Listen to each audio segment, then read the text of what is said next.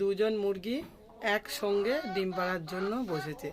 মানে বস্তা একটা, ওটা সব ছেঁড়া জামা কাপড় একটা বস্তায় ভরে সেটা রেখে দিয়েছি ওখানে। ওদের ডিম পাড়ার জন্য ব্যবস্থা করে দিয়েছে। ওরা একসঙ্গে দুজনে বসবে, একসঙ্গে পারবে, ওরা ঝগড়া করবে, একবার এ ঠেলে মারবে, একবার ও ঠেলা মারবে, ঠেলাঠেলি করে ডিম পাড়বে। দেখুন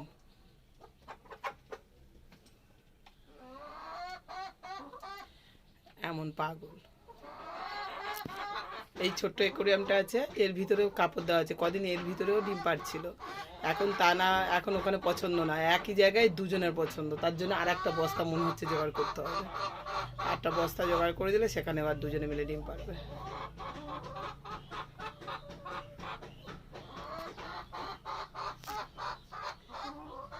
একই জায়গায় দুজনে এবারে বসে ডিম পাড়বে।